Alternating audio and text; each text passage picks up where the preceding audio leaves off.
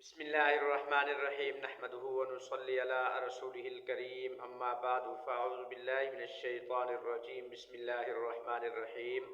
إنا أنزلناه في ليلة القدر وما أدراك ما ليلة القدر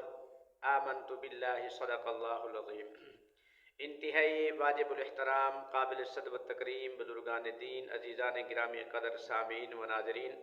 اس وقت آپ دیکھ رہے ہیں کیفی افیشل علوم القرآن یوٹیوب چینل 691 اور میں آپ کے سامنے حاضر خدمت ہوں قاری محمد نعمان کیفی۔ سلام قبول ہو آپ سب کو۔ آج ماشاءاللہ 26 رمضان مبارک ہے اور ماشاءاللہ مشہور و معروف رات 27ویں شریف کی رات ہے، اور جس کے اندر ماشاءاللہ قوی احتمال ہے کہ اسے لیلۃ القدر سے تعبیر کیا جائے تو بجا نہ ہوگا، کیونکہ تفسیر عنبر الیم کے اندر ماشاءاللہ مفسرین کرام نے اس بات کو واضح کیا ہے کہ جو بزرگان دین مشائخ عظام جنہوں نے ماشاءاللہ اپنے کشف کے ذریعے، الہام کے ذریعے اور اپنے ماشاءاللہ وظائف کے ذریعے سے اس بات کی معلومات لی ہیں، اور جو نشانیاں لیلۃ القدر کی پائی جاتی ہیں انہوں نے جو محسوس کیا ہے، ان کا جو تجربہ ہے وہ یہی 27ویں شریف کی رات کو ثابت ہے، تو اس لیے اسے لیلۃ القدر کی رات بھی کہا جاتا ہے۔ اور یہ اللہ سبحانہ و تعالیٰ نے حضور کی امت کو بطور انعام کے طور پر عطا فرمائی۔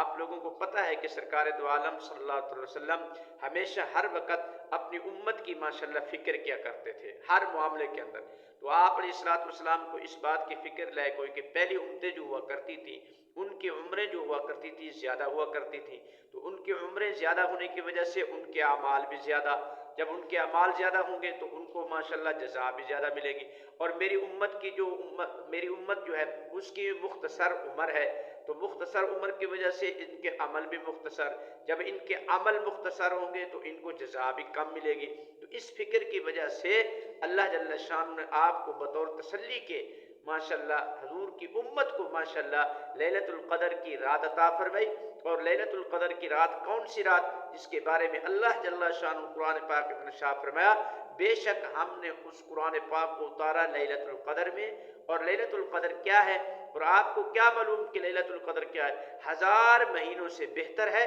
تنزل الملائکۃ، کہ اس رات کے اندر اللہ کی رحمت والے فرشتے اترتے ہیں،